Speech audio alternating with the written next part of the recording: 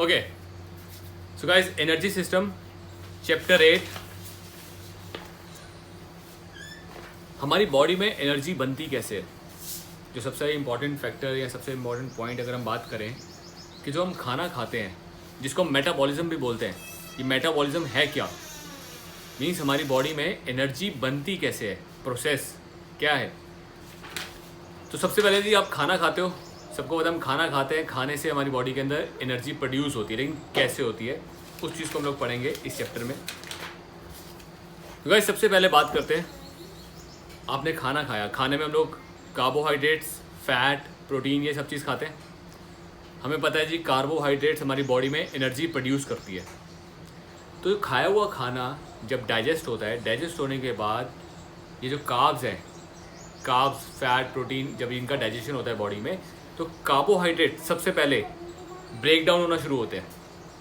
ठीक है, simpler form में हमारे मसल्स, हमारी बॉडी या हमारे सेल्स कार्बोहाइड्रेट को कार्बोहाइड्रेट की फॉर्म में नहीं खाते, इसको और सिंपल फॉर्म में ब्रेक डाउन करते हैं। ठीक है, तो कार्बोहाइड्रेट को ब्रेक डाउन किया जाता है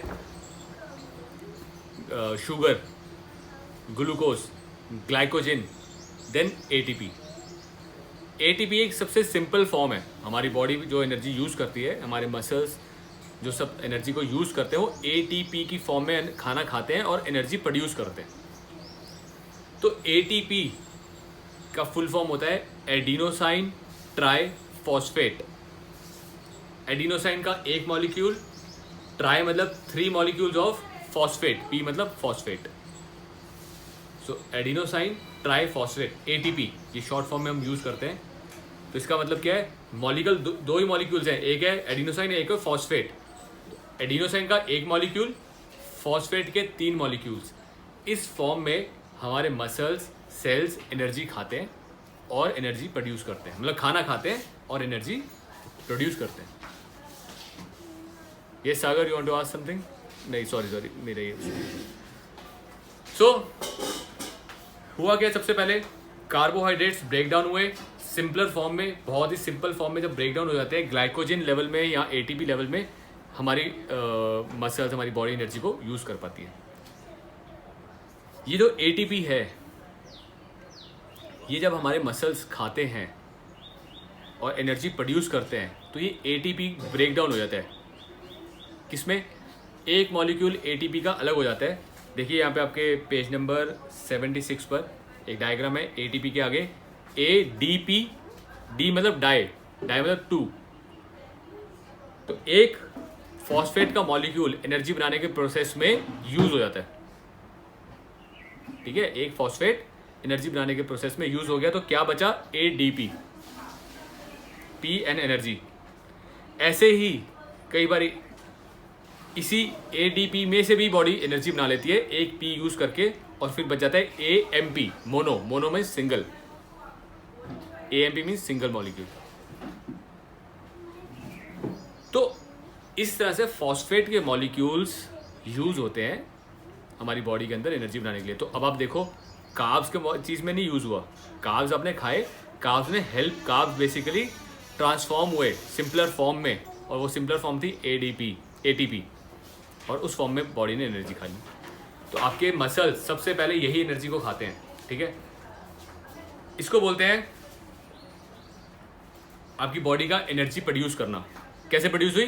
कार्ब्स खाने के बाद, डाइजेस्ट होने के बाद ATP, जब ATP को हमारे सेल्स ने खाया तब एनर्जी प्रोड्यूस हुई। ये है मेटाबॉलिज्म, कि आपके सेल्स ATP को खाएं। अगर आपके सेल्स ने ATP नहीं खाई तो क्या होगा? तो जो हमारी बॉडी ने कार्ब्स खाए हैं, कार्ब्स ने पहले ATP बनाए, मतलब ब्लड में जाकर शुगर लेवल आया, शुगर से ग्लाइकोजन आया, ग्लाइकोजन से ATP बने। अब ये ATP, अगर ये मसल, ये समझ लो एक सेल है, ये नहीं खा रहा, तो ये ATP इसके आसपास ना जमा हो जाएंगे। ये जमा हो गए, पीछे से और ATP आ रहे थे, रुक जाएंगे, भैया रुक जाओ, यहाँ पे तो ATP बहुत है, तो पीछे से ग्लाइकोजन लेवल वहीं पे रुक जाएगा, एक ग्लाइकोजन का स्टोर बन जाएगा। तो कार्ब्स अपने आप को सिंप्लीफाई करके ग्लाइकोजन में स्टोर कर देते हैं, ग्लाइकोजन लेवल पे स्टोर होना शुरू हो जाते हैं, क्योंकि आगे नहीं जा रहे, आगे यूज़ नहीं हो रहे। जब आगे यूज़ नहीं हो रहे, तो ये जो ग्लाइकोजन का स्टोर है, ये बढ़ता रहेगा। एक लेवल के बाद ये ग्लाइकोजन का स्टोर कन्वर्ट हो जाता है फैट में। ठीक है, अगर यहाँ पे एनर्जी यूज़ नहीं हो रही, यहाँ पे सेल्स एनर्जी नहीं खा रहे तो ये ग्लाइकोजन का स्टोर बढ़ता बढ़ता फैट में कन्वर्ट होना शुरू हो जाता है। अगर आपके सेल्स एनर्जी ज़्यादा खाते हैं, ज़्यादा एटीपीज खाते हैं, तो क्या होगा, यहाँ से एटीपी बनते जा रहे हैं, ये खाए जा रहे हैं, एनर्जी प्रोड्यूस कर रहे हैं, यहाँ पे ग्लाइकोजन का स्टोर नहीं बनेगा, ग्लाइकोजन में बहुत ज़्यादा स्टोर नहीं बनेगा, एक नॉर्मल लेवल के ग्लाइकोजन ही स्टोर रहेंगे जो धीरे धीरे एनर्जी में कन्वर्ट होते रहते हैं। इसको बोलते हैं मेटाबॉलिज्म ठीक होना। अब ये सेल्स हैं, ये सेल्स जो मेन बात है, एनर्जी क्यों नहीं खा रहे या क्यों खा रहे हैं, ये रीज़न समझना इंपॉर्टेंट है कि आपके सेल्स ज़्यादा एनर्जी खाएं। कैसे खा सकते हैं? जब आप लोग एक्टिव लाइफस्टाइल वर्कआउट करते हो, ठीक है, आपके मसल ने वर्कआउट किया, आपके मसल को एनर्जी की ज़रूरत पड़ी तो उसने खा लिए। जब आपके मसल्स में एनर्जी की ज़रूरत नहीं पड़ रही, खाए, मतलब हमारा एक बात करते हैं, आपके जो सेल्स है ना, इनमें ना ज़ुबान नहीं है, ये टेस्ट के लिए नहीं खाते, ये ज़रूरत के लिए खाते हैं। जब उनको ज़रूरत हो तभी खाते हैं, वरना नहीं खाते। जैसे हमारी बॉडी क्या है, हम लोग को ज़रूरत नहीं भी है तब भी हम खाते रहते हैं टेस्ट के लिए। एक ज़ुबान पे टेस्ट है, चल यार ये खा ले, ये खा ले, ये खा ले। लेकिन सेल्स सिर्फ ज़रूरत पड़ने पे ही खाएंगे। अगर उनको ज़रूरत है तो खाएंगे, नहीं तो नहीं खाएंगे। तो सबसे पहली चीज़, सेल अगर वर्कआउट कर रहा है, एक्टिव है, तो खाएगा, उसको एनर्जी चाहिए, तो आपकी एनर्जी यूज़ हो जाएगी। अगर सेल वर्कआउट नहीं कर रहे, उसको ज़रूरत नहीं है, काम नहीं कर रहा, उसको पता है मेरे को ज़रूरत नहीं है, मैं खाली बैठा हूँ, तो वो खाएगा ही नहीं, तो एटीपी स्टोर हो जाएंगे, पीछे ग्लाइकोजन का स्टोर बन जाएगा और वो ग्लाइकोजन का स्टोर फैट में कन्वर्ट हो जाएगा। ठीक है, तो कहीं ना कहीं एक्टिव लाइफस्टाइल में आते ही आपका मेटाबॉलिज्म फास्ट हो जाता है। और सबसे बढ़िया इफेक्ट मेटाबॉलिज्म पे होता है कार्डियो एक्सरसाइज का। कार्डियो एक्सरसाइज करने से सेल्स ज़्यादा एटीपी खाते हैं, क्योंकि कार्डियो ना पूरे बॉडी पे इफेक्टिव होती है, पूरी फुल बॉडी पे। और दूसरा क्यों खाते हैं, सेल्स के अंदर माइटोकॉन्ड्रियाज होते हैं जो बेसिकली एटीपी को खाते हैं और एनर्जी बनाते हैं। तो जब आप अपना कार्डियो एक्सरसाइज करते हो तो आपके सेल के अंदर ज़्यादा माइटोकॉन्ड्रियाज आ जाते हैं। ठीक है, ज़्यादा माइटोकॉन्ड्रियाज आते हैं और उनका साइज़ भी बढ़ जाता है। तो ज़्यादा बड़े माइटोकॉन्ड्रिया और ज़्यादा नंबर ऑफ माइटोकॉन्ड्रियाज क्या करेंगे, ज़्यादा एनर्जी खाएंगे। ज़्यादा एनर्जी खाएंगे तो बॉडी में फैट लेवल बनेगा ही नहीं, और इवन अगर जो फैट है भी उसमें से भी एनर्जी बनती रहेगी और वो खाते रहेंगे। तो एंड्योरेंस ट्रेनिंग करना या कार्डियो ट्रेनिंग करने से क्या होता है, ज़्यादा माइटोकॉन्ड्रियाज आपके सेल्स के अंदर आते हैं, ज़्यादा बड़े साइज़ में आते हैं, वो ज़्यादा एनर्जी को खाने के लिए बॉडी में ज़्यादा एनर्जी बनेगी, ज़्यादा ग्लाइकोजन लेवल को यूज़ करेंगे। ठीक है, तो अगर ग्लाइकोजन लेवल ख़त्म हो गया तो फिर क्या करते हैं, वो फैट में से एनर्जी बनाना शुरू कर देते हैं, फैट को मोटेबलाइज करते हैं, मेटाबलाइज करके फैट में से एटीपी बनाएंगे और खाते रहेंगे, जिसकी वजह से कार्डियो बहुत ज़्यादा हेल्पफुल होती है फैट लॉस में। क्यों? क्योंकि मेटाबॉलिज्म फास्ट हो रहा है, मेटाबॉलिज्म बढ़ रहा है। ये एक तरीका होता है हमारी बॉडी का एनर्जी बनाने का और एनर्जी को यूज़ करने का, स्पेशली यूज़ करना, क्योंकि यूज़ कर रही है और नहीं कर रही, यही रीज़न है कि सेल्स एक्टिव है तो ज़्यादा यूज़ करेंगे, अगर वो एक्टिव नहीं है तो कम यूज़ करेंगे। क्लियर है? चलो जी, अब बात करते हैं एनर्जी सिस्टम। हमारी बॉडी में जो एनर्जी बनी, हमारी बॉडी में बेसिकली 2-3 तरह के एनर्जी सिस्टम होते हैं, जिसको 2 तरीके में इन्होंने डिवाइड किया गया है। पेज नंबर 77 पे आप देखेंगे। एक वो एनर्जी बनने के लिए, अच्छा ये भी कॉन्सेप्ट इंपॉर्टेंट है, इसको भी समझिए। हमारी बॉडी में एनर्जी बनने के लिए क्या क्या चीज़ों की ज़रूरत होती है? खाना, फूड होगा तो एनर्जी बनेगा।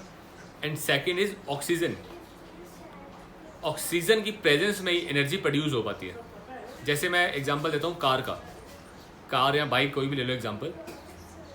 आप कार के अंदर पेट्रोल डालते हैं, ठीक है, वो पेट्रोल को बर्न करने के लिए, एनर्जी बनाने के लिए ना हवा चाहिए होती है, इसलिए आगे एयर फिल्टर्स होते हैं। कार में, बाइक में एयर फिल्टर्स होते हैं कि साफ हवा अंदर जाए, और जब एयर होगी, एयर की प्रेजेंस में ही एनर्जी प्रोड्यूस होती है, आग लग पाती है।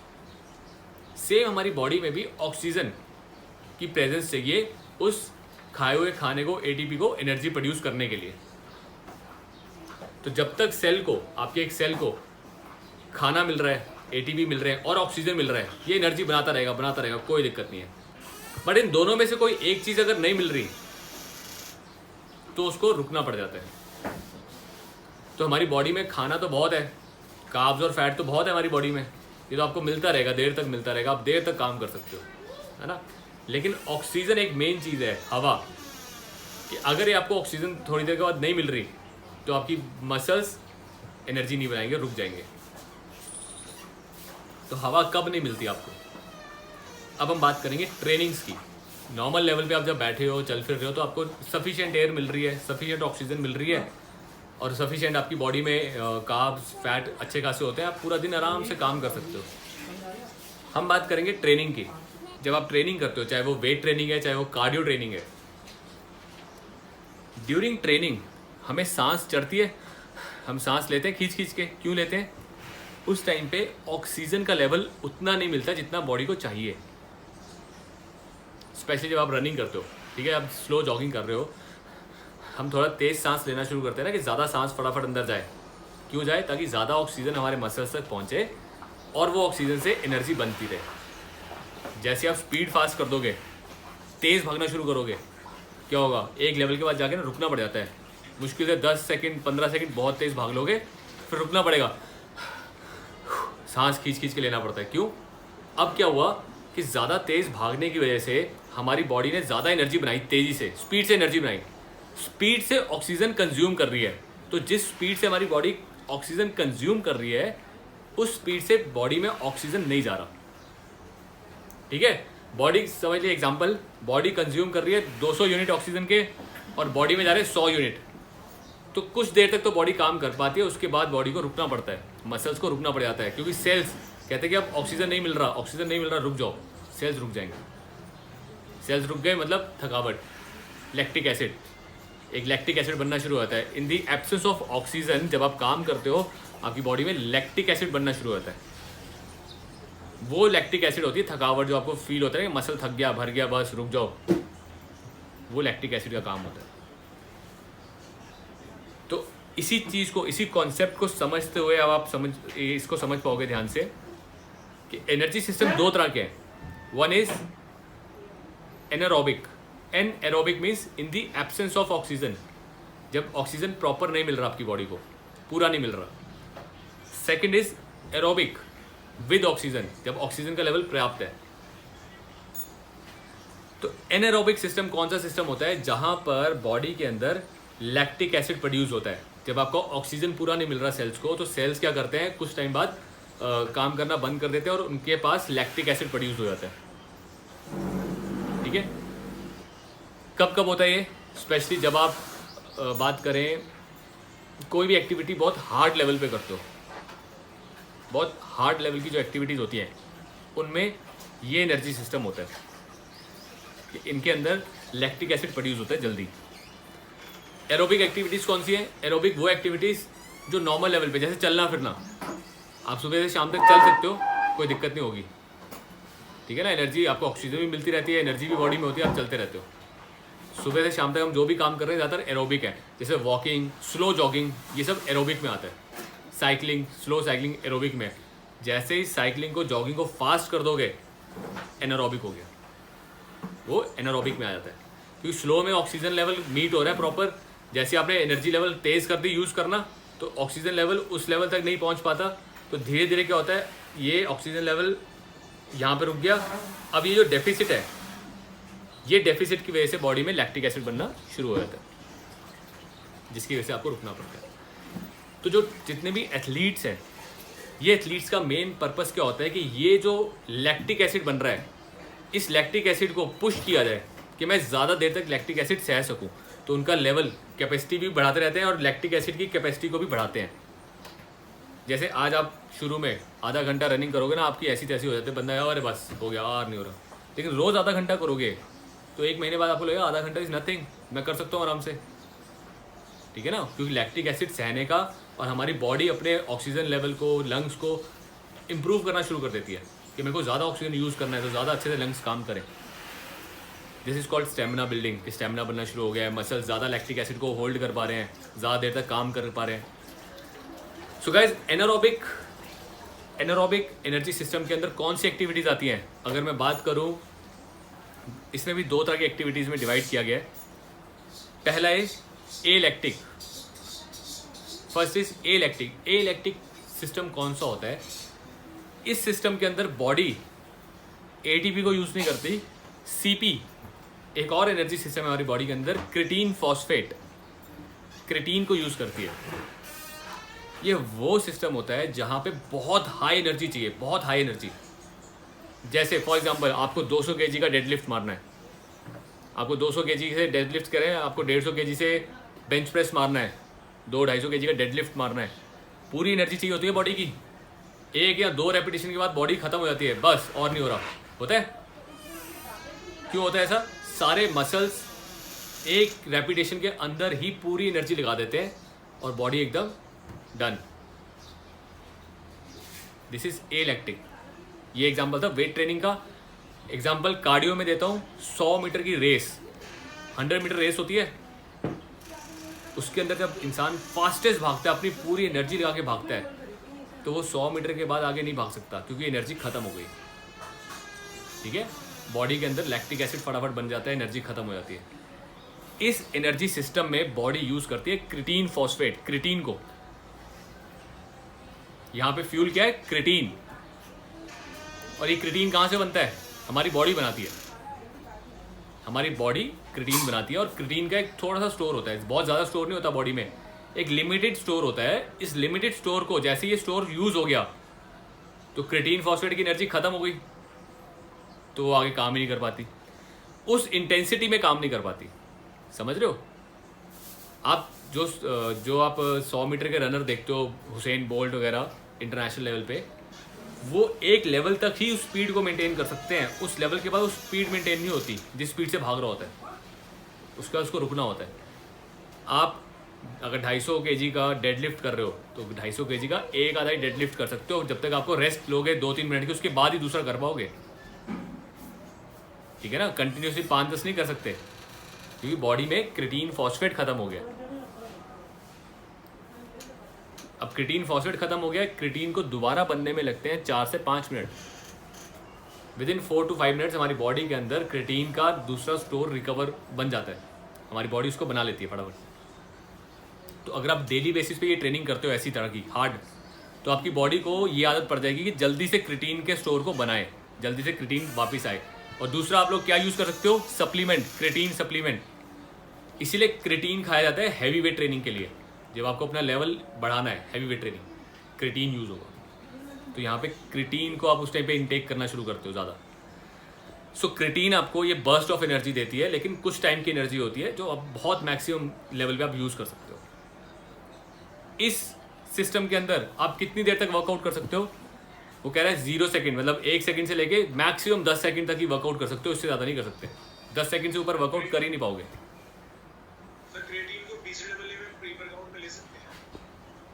ले सकते हो। क्रिटीन के ऊपर सप्लीमेंटेशन में हमने पढ़ा था, क्रिटीन का बेस्ट यूज़ होता है कार्बोहाइड्रेट्स के साथ, गेनर्स के साथ लेना चाहिए। BCAA के साथ इतना अच्छा यूज़ नहीं होगा जितना ज़्यादा अच्छा यूज़ होगा गेनर्स के साथ, गेनर्स या फ्रूट जूस। लेने को आप किसी के साथ भी ले सकते हो। हाँ जी, अगर आप वो वेट नहीं बढ़ाना तो आप वैसे लो उसको, फ्रूट जूस के साथ लो। अगर आप गेनर यूज़ नहीं कर रहे तो फ्रूट जूस। बेसिक कॉन्सेप्ट क्या होता है कि सिंपल या हाई ग्लाइकेमिक कार्ब्स के साथ लेना है। हाई ग्लाइकेमिक कार्ब्स एकदम से उसको मसल्स में भेज देते हैं, क्योंकि हाई ग्लाइकेमिक कार्ब एकदम से शुगर लेवल को बूस्ट करेंगे बॉडी में। शुगर लेवल बूस्ट होते ही इंसुलिन आएगा और इंसुलिन इसको मसल्स में भेज देगा, और क्रिटीन का काम ही मसल्स में होता है, इसलिए उनको हाई ग्लाइकेमिक कार्ब्स के साथ लेना चाहिए ताकि वो फटाफट मसल्स में जाए। सो गाइज, इसके बाद बात करते हैं एनारोबिक के अंदर ही लैक्टिक सिस्टम। ये था ए लैक्टिक, जिसमें क्या है, क्रिटीन फॉस्फेट खत्म हो गया और आपको एनर्जी के लिए काम करने के लिए एनर्जी नहीं मिल रही। इसी का दूसरा पार्ट है लैक्टिक सिस्टम। लैक्टिक सिस्टम वो एनर्जी लेवल है जहाँ पे आप 15-20 सेकंड से ज़्यादा वर्कआउट करते हो, मैक्सिमम 2 या 3 मिनट तक वर्कआउट कर सकते हो मैक्सिमम। जैसे 200 मीटर तेज़ भागना है, 200 मीटर की स्पीड पे भागने में क्या होता है, भाग तो लोगे, अपनी मैक्सिमम स्पीड पे नहीं भाग पाओगे, मैक्सिमम स्पीड से थोड़ा कम भागोगे, लेकिन थोड़ा ज़्यादा देर तक भाग सकते हो। सेकेंड एग्जाम्पल, जैसे आप हाइपरट्रॉफी ट्रेनिंग करते हो, हाइपरट्रॉफी ट्रेनिंग में आपको पता है यार 12 रेपिटेशन करने हैं बट हैवी वेट से करने हैं, तो 12-13 रेपिटेशन के बाद बॉडी थक जाती है ना, मसल थक जाता है, मसल में लैक्टिक एसिड बन जाता है। इस सिस्टम के अंदर क्या होता है कि ऑक्सीजन की डिमांड ज़्यादा है, ऑक्सीजन कम मिल रही है और उसकी वजह से मसल थक रहा है, मसल के अंदर लैक्टिक एसिड बनता है। Due to the absence of oxygen, जितनी ऑक्सीजन बॉडी को चाहिए उतनी नहीं मिल पा रही, उसकी एब्सेंस की वजह से मसल के अंदर लैक्टिक एसिड बनना शुरू हो जाता है। जब मसल काम कर रहा है और उसको ऑक्सीजन नहीं मिल रही तो उसके अंदर लैक्टिक एसिड बनना शुरू हो जाएगा। समझ रहे हो? जिसकी वजह से मसल कहते हैं भर गया या मसल थक गया, रुक जाओ। सो ये होता है लैक्टिक एसिड। इसमें क्या है, एनर्जी मिल रही है आपको। एनर्जी कहाँ से आ रही है इस सिस्टम में? एनर्जी कहाँ से आ रही है? एटीपी से। इस सिस्टम में एनर्जी एटीपी से आती है। पहले वाले में कहाँ से आती? सीपी, क्रिएटिन फॉस्फेट से। इसमें आती है एटीपी, और एटीपी आपकी बॉडी में भरपूर है, आपकी बॉडी में कार्ब्स वगैरह भरपूर है। तो अब आपको किस पे काम करना है? आपको काम करना है अपनी कैपेसिटी को बढ़ाने में, लंग कैपेसिटी, अपने लैक्टिक एसिड को ज़्यादा देर तक होल्ड करना है। मतलब लैक्टिक एसिड बन चुका है फिर भी आप वर्कआउट कर रहे हो, तो बॉडी को ज़्यादा देर तक लैक्टिक एसिड में जब आप काम करवाओगे तो बॉडी ज़्यादा देर तक लैक्टिक एसिड को सह पाती है। वो होता है आपका स्टेमिना बिल्डिंग हो रहा है, आप ज़्यादा देर तक लैक्टिक एसिड को सह पाते हो। Let's come to third. ये पहले वाले में एनारोबिक के दोनों में, जो चाहे ए लैक्टिक है चाहे लैक्टिक सिस्टम है, दोनों के अंदर हम बहुत इंटेंस लेवल पे एक्टिविटी कर रहे हैं। इंटेंस मतलब हैवी लेवल पे। अगर आप कार्डियो कर रहे हो तो बहुत अच्छा फास्ट कार्डियो कर रहे हो, अगर आप वेट ट्रेनिंग कर रहे हो तो बहुत हैवी वेट में वेट ट्रेनिंग कर रहे हो। ये इंटेंस, ज़्यादा इंटेंस एक्टिविटीज़ है। अब बात करेंगे एरोबिक। एरोबिक एक्टिविटीज़ मतलब जहाँ पे ऑक्सीजन का सप्लाई सफिशिएंट है, ऑक्सीजन की सप्लाई सफिशिएंट है, बट कहीं ना कहीं हम इधर या तो मसल थक जाता है, काम करते करते करते करते थक गया, या फिर ज़्यादा देर तक काम करने से क्या होता है, बॉडी के अंदर कार्ब्स खत्म हो गए, फैट का लेवल भी कम हो गया। कार्ब्स खत्म हो जाए कोई दिक्कत नहीं होती, कार्ब्स तो फटाफट खत्म हो जाते हैं 15-20 मिनट में। उसके बाद फैट यूज़ होता है बॉडी के अंदर, फैट एनर्जी को बनाता है। तो एरोबिक सिस्टम के अंदर आपको सबसे पहले यूज़ होते हैं एटीपीज यूज़ होते हैं, फिर ग्लाइकोजन एटीपी बनाता रहता है, फिर कार्ब्स में से ग्लाइकोजन से एटीपी, ये प्रोसेस बनता रहता है, चलता रहता है। जैसे ही कार्ब्स खत्म हो जाते हैं बॉडी में से, फिर बॉडी फैट को यूज़ करती है। फैट से एटीपी बनने में ना थोड़ा लंबा प्रोसेस है, फैट में से एटीपी बनने का प्रोसेस थोड़ा लंबा होता है। तो जब तक आप स्लो एक्टिविटी करते हो ना, स्लो एक्टिविटीज़ में, उतना टाइम बॉडी को मिल जाता है कि फैट में से एटीपीज बनाती रहे। ठीक है, वो फैट में से एटीपीज बनाती रहती है। तो पहले एटीपीज, ग्लाइकोजन, कार्ब, ये सब खत्म होने के बाद फैट कार्ब्स बनाता है, फैट एटीपी को बनाना शुरू करता है। फैट में से ग्लाइकोजन बनता है, फिर एटीपी बनता है। फैट में से एटीपी बनने का प्रोसेस थोड़ा कॉम्प्लेक्स होता है। तो ड्यूरिंग दिस प्रोसेस बॉडी क्या वेस्ट प्रोडक्ट क्या देती है? जब आप बहुत देर तक कार्डियो करते हो तो क्या होता है, बॉडी में से वाटर स्वेटिंग आती है, बहुत ज़्यादा स्वेटिंग होती है। स्वेटिंग के अंदर ना कुछ इलेक्ट्रोलाइट्स भी बॉडी में से, सॉल्ट्स भी थोड़े से कम हो जाते हैं। और दूसरा कार्बन डाइऑक्साइड, वो तो कोई दिक्कत नहीं जी, बाहर हम निकाल ही रहे हैं। तो मेनली क्या हो गया, स्वेटिंग ज़्यादा होगी, बॉडी सॉल्ट ज़्यादा निकालेगी। तो आपको बॉडी में सॉल्ट्स भी अच्छे रखने। सॉल्ट्स कौन से? इलेक्ट्रोलाइट्स, नमक वाला सॉल्ट नहीं, इलेक्ट्रोलाइट्स।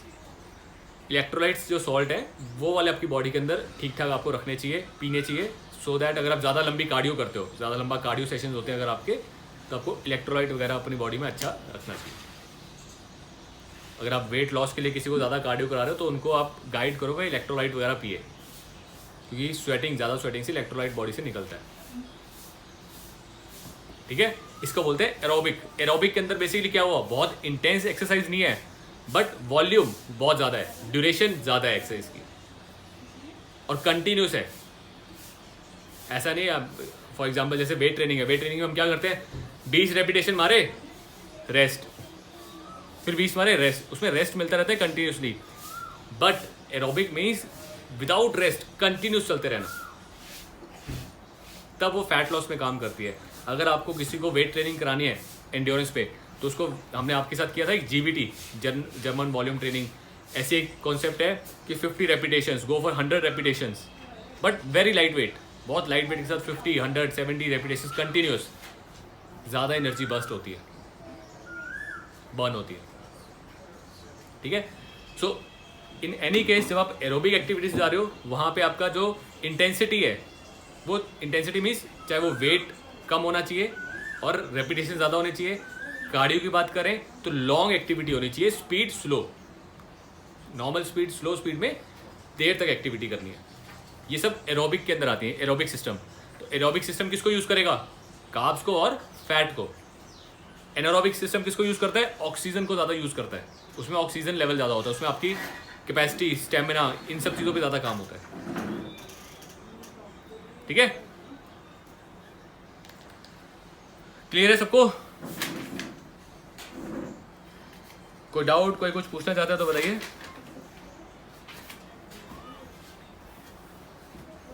सो गाइस, इसके इसी चैप्टर के लास्ट पेज पे, पेज नंबर 80 पे एक टेबल दिया हुआ है। इस टेबल को अगर आप ध्यान से पढ़ोगे आपको और अच्छी अंडरस्टैंडिंग हो जाएगी। मैं आपके साथ ये टेबल डिस्कस कर लेता हूँ। सबसे पहले एनर्जी सिस्टम्स दिए हैं, उसके नीचे एनर्जी सिस्टम के नीचे तीनों तरह की एनर्जी दे रखी है। Duration, fuel, limitation, recovery time, speed of ATP production and intensity. Intensity को ध्यान रखिए कि इंटेंसिटी किसको बोलते हैं कि कितना हैवी वेट या कितना ज़्यादा इंटेंस, कितना अच्छा वर्कआउट करते हो। इंटेंसिटी मीन्स अगर वेट ट्रेनिंग में बात कर रहे हैं तो ज़्यादा हैवी वेट, अगर आप कार्डियो की बात कर रहे हो तो ज़्यादा स्पीड से और ज़्यादा लंबी। अगर स्पीड से और लंबी करोगे तो ज़्यादा आपके लिए इंटेंस हो जाती है चीज़ें, तो इंटेंसिटी उसको बोलते हैं। तो गाइस, एनर्जी सिस्टम में पहले आ गया ए लैक्टिक सिस्टम। ए लैक्टिक मतलब कौन सा सिस्टम है? जो क्रिटीन फॉस्फेट पे डिपेंडेंट है। तो ए लैक्टिक सिस्टम की ड्यूरेशन कितनी है, कितनी देर तक? मैक्सिमम 10 सेकेंड तक चलती है। ठीक है, 0 to 10 सेकेंड्स की ड्यूरेशन में रहती है। 2 सेकेंड में भी कोई आउट हो सकता है, कोई 3 में आउट हो सकता है, मैक्सिमम। फ्यूल, बॉडी किसको यूज करती है? Fuel, CP, creatine phosphate. Limitation, इसकी लिमिटेशन क्या है कि सीपी खत्म हो जाता है बॉडी से सीपी खत्म हो जाएगा तो आप उस लेवल की पावर जनरेट नहीं कर पाते। रिकवरी, कितनी देर में रिकवरी होती है? 3 मिनट्स के आसपास, 3, 4, 5 मिनट के अंदर रिकवरी हो जाती है और आप दोबारा उतना हैवी वेट कर सकते हो। Speed of ATP production, speed मतलब कितनी जल्दी बॉडी में एनर्जी प्रोड्यूस हो रही है, वेरी फास्ट, बहुत जल्दी एनर्जी प्रोड्यूस करके देता है। इंटेंसिटी वेरी हाई, बहुत हाई इंटेंसिटी पे ही काम होता है, यूज़ होती है एनर्जी। आपकी इंटेंसिटी अगर कम होगी तो ये यूज़ नहीं होगी। ठीक है, लैक्टिक सिस्टम पे आते हैं। Lactic system duration maximum 3 minute, 15 second से ऊपर और 3 मिनट तक आप यूज़ कर सकते हो। तो ये इतना वेरिएशन क्यों है? ये कार्डियो और स्ट्रेंथ दोनों को कंसीडर करते हैं। अगर आप स्ट्रेंथ कर रहे हो तो स्ट्रेंथ में 15 सेकंड, 20 सेकंड हो गया। कार्डियो कर रहे हो तो 2 मिनट, 3 मिनट तक स्पीड के साथ वो हो गया। फ्यूल क्या है जी? फ्यूल है कार्बोहाइड्रेट्स। कार्बोहाइड्रेट से मेन एनर्जी आती है इसकी, क्योंकि एनर्जी जल्दी चाहिए होती है, फास्ट चाहिए होती है, तो कार्बोहाइड्रेट फटाफट एनर्जी बना के दे देते हैं। इसके बाद लिमिटेशन क्या है? लिमिटेशन क्या है कि इसके अंदर लैक्टिक एसिड बनना शुरू होता है बॉडी में, क्योंकि ऑक्सीजन की कमी होती है। Due to lack of oxygen, उतना ऑक्सीजन नहीं मिल पाता तो बॉडी में लैक्टिक एसिड बनना शुरू हो जाता है। रिकवरी टाइम 45 सेकेंड्स के आसपास से लेके 10 मिनट तक, हम इसलिए 10 मिनट यूज़ कर रहे हैं। कार्डियो अगर कोई 3 मिनट तक कर रहा है तो उसको थोड़ा ज़्यादा रेस्ट चाहिए। तो 45 सेकंड से 10 मिनट तक रिकवरी टाइम है। 10 मिनट तब जब एक्टिव रिकवरी ले रहे हो। एक्टिव रिकवरी जैसे हमने साइकिलिंग में किया था, फास्ट स्लो। आप फास्ट कर रहे हो और slow recovery, fast training, slow recovery. मतलब रिकवरी में ऐसे नहीं खड़े होके बैठ के रिकवरी कर रहे हैं, रिकवरी में स्लो जॉगिंग या साइकिलिंग कर रहे हैं, उसको बोलते हैं active recovery. That speed of ATP production, ATP energy produce fast, जल्दी होती है। कार्बोहाइड्रेट जल्दी एनर्जी प्रोड्यूस करते हैं।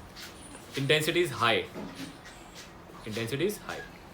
तो ए लैक्टिक में थी वेरी हाई, इसमें हाई। लास्ट है एरोबिक सिस्टम। एरोबिक का ड्यूरेशन पोटेंशियली अनलिमिटेड, क्योंकि हम जो भी अपने डेली बेसिस पे काम करते हैं, चलना फिरना, ये सब एरोबिक में आता है। अगर आप ट्रेनिंग की बात करो तो जॉगिंग, साइकिलिंग एरोबिक में आ गई। तो इसलिए ड्यूरेशन इसका कुछ नहीं बोल सकते, अनलिमिटेड ही है। फ्यूल क्या है? Carbohydrate and fat. और जब बॉडी में से फैट भी खत्म हो जाता है ना, तो बॉडी प्रोटीन को यूज़ करती है एनर्जी बनाने के लिए। तो इसमें तीनों आ गए, पहले कार्ब्स, फिर फैट, फिर प्रोटीन। लेकिन ये प्रोटीन तक आने के लिए मतलब इतनी आसानी से नहीं आ पाता इंसान कि बॉडी का फैट ही खत्म हो जाए, तो it is very rare. Limitation क्या है? वाटर, कार्बन डाइऑक्साइड, वही वाटर मतलब स्वेटिंग, और CO2 एक्सपेल होता है। Recovery time not applicable. अगर आप जॉगिंग कर रहे हो तो उसके अकॉर्डिंग आप 2-3 मिनट में भी रिकवर कर सकते हो, तो इसमें कोई एप्लीकेबल नहीं है रिकवरी टाइम का। स्पीड ऑफ ATP प्रोडक्शन, ये स्लो प्रोडक्शन होता है ATP का, आराम से प्रोड्यूस होती रहती है, आराम से एनर्जी यूज होती रहती है। इंटेंसिटी लो, इसके अंदर इंटेंसिटी क्या है? Is low.